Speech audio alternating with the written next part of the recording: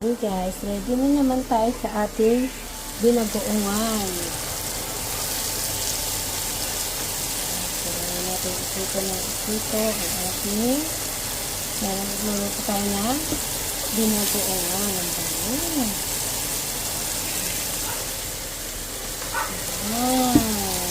Yan, agad-agad. Ating bagoongan.